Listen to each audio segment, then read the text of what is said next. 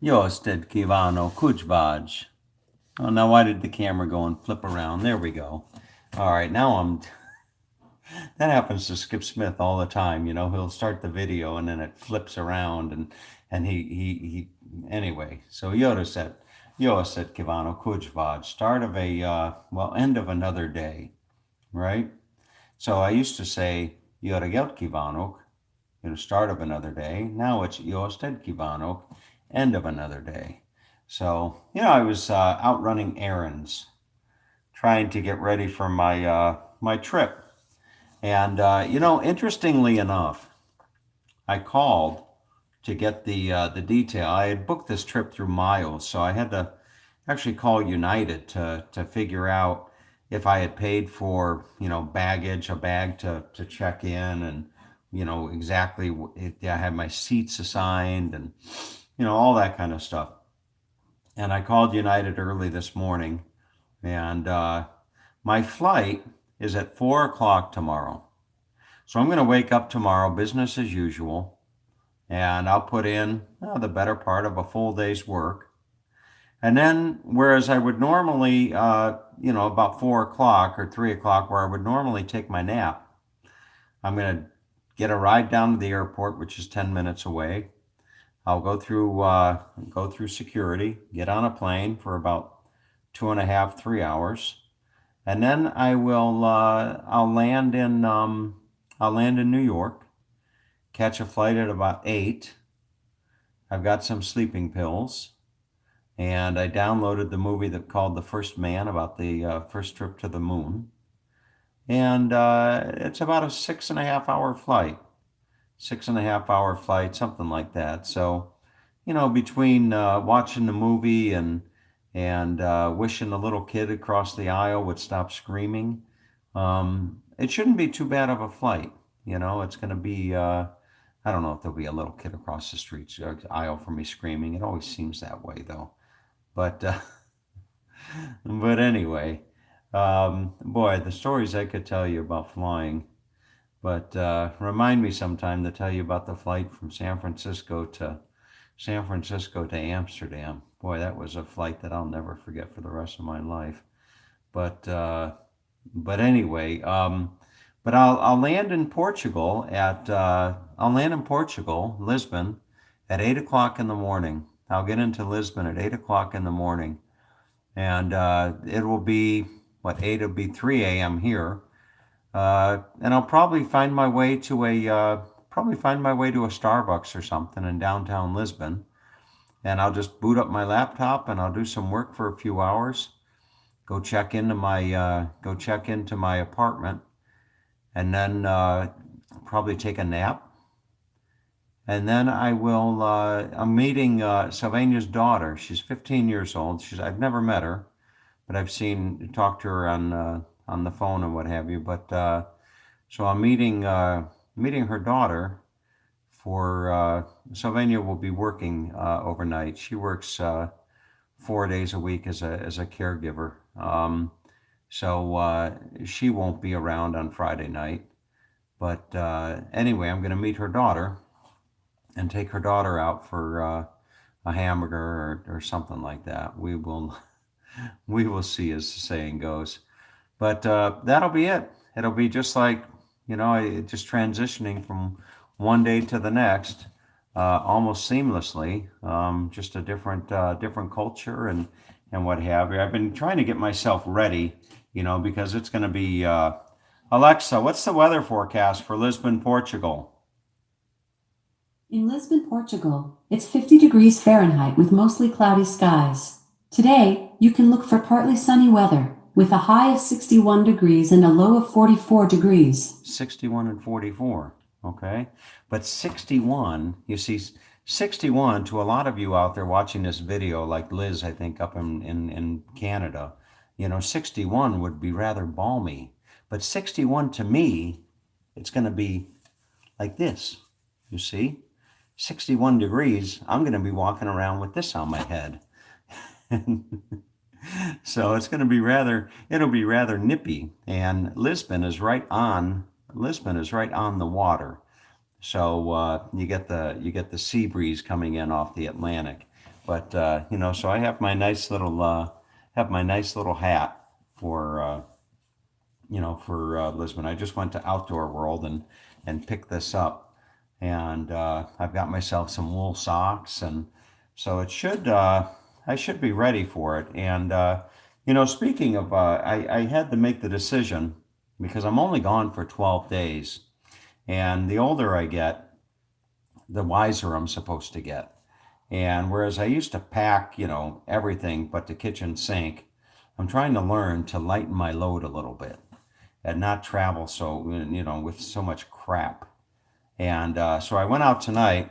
I did not pay for a bag to check in, and it would cost me $60 to take a bag, to check in a bag, I should say, and $60 to come back. So $120 to check in a bag.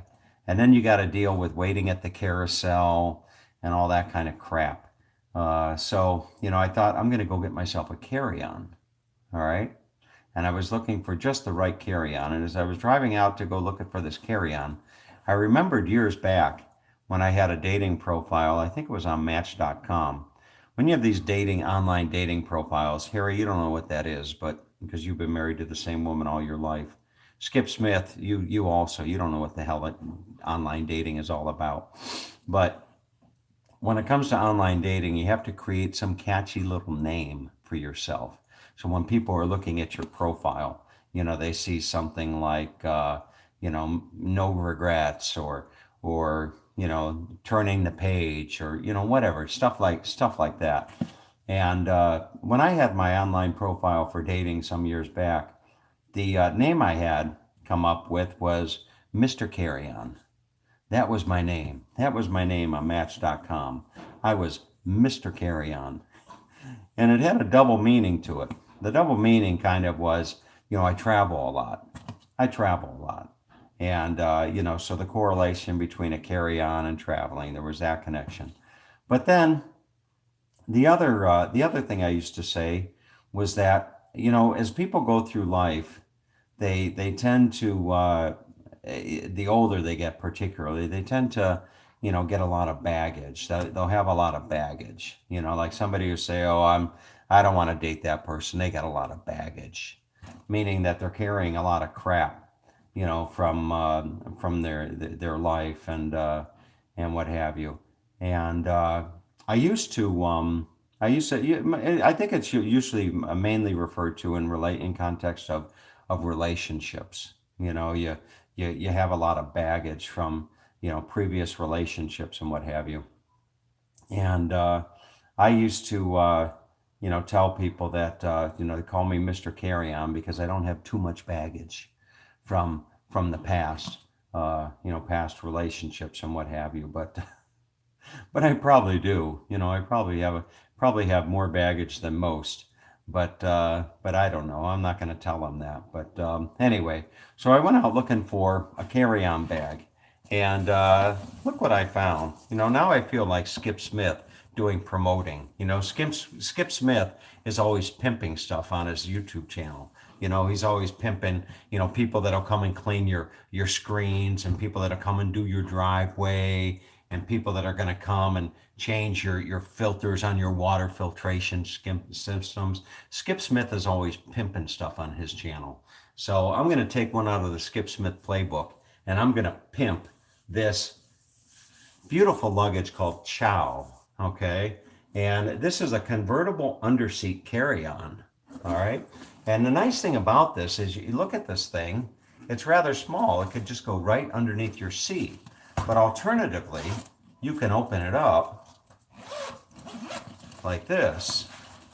And now you got a full size. You see that? Now you got a full size bag, a full size carry-on, just like that. So I'm going to get this thing all packed tonight and get on with my trip. And we will.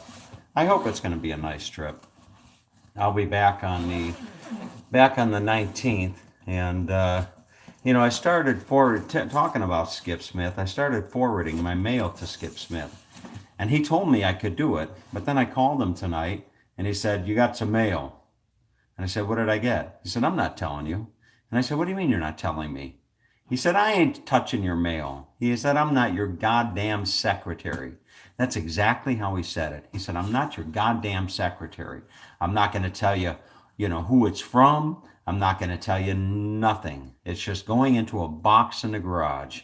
When you come back, you can go through your mail. I'm not your goddamn secretary." That's what he said. That's what he said to me, Boy, I got to tell you, good friends are hard to find. But anyway, with all that being said, let's do a little Jeopardy. See how I do. I suck at Jeopardy. I really do. I suck. But anyway, you only fail when you stop trying, right? The only time you fail is when you stop trying. So, Alexa, let's play Jeopardy. This is Jeopardy! Thanks, Johnny. You're welcome. And welcome, players. The first category is apple pie order. For some, an apple pie without this is like a kiss without the squeeze. What is vanilla ice cream? That is incorrect. The correct response was, what is cheese? The next category is Cheese. Apple pie and cheese? historic families. The Ptolemaic dynasty in Egypt came to an end when this queen met her end in 30 BC. Who is Cleopatra? That's it. Yes. The third category is measure for measure. A furlong is a unit of distance equal to 220 of these. What are meters? That is incorrect. The correct response was, what are yards? The next category is 1 out of 3. movie quotes. I live my life a quarter mile at a time is a quote from this 2001 film. I don't know. The correct response was, what is the Fast and the Furious? The next category is what we have here. This nation has the largest natural gas reserves in the world, which the Power of Siberia pipeline is being built to carry. What is Russia? Great. The last category is Is it 2? failure to communicate. This word for a soft indistinct sound or voice also refers to a noise from the human heart that indicates a problem. What is a murmur? Yes, that's right. Let's see how you did today. Not bad. You've got 3 out of 6 correct. You scored in the top 25% of players today. We'll see you tomorrow for more clues. Maybe I should ask her if they have Jeopardy for idiots. Maybe I'd do better at that. Jeopardy for idiots. So here's the high hope for today. It is travel. Explore and learn about your suburb, your town, your country, your world. Keep your sense of adventure alive. Broaden your horizons, your knowledge, your interest. There you go, folks. Travel. And I just picked it up and turned it to that page. So there you go. Explore and learn about your suburb, your town, your country, your world. Keep your sense of adventure alive. Broaden your horizons, your knowledge, your interest. Okay? You hear that, Oz? You don't need to go to Bali every year to get the forehand massage. You should shake it up a little bit. Maybe go to Thailand next year. Okay? Maybe come over here and visit me in Florida. All right? You don't have to always go to Bali for the forehand massage. All right, and the quote today is from Henry Miller. One's destination is never a place, but a new way of seeing things. So there you have it, folks. Maybe I should take my little book of high hopes with me. So have a great day. And as my dad would say, I love you all.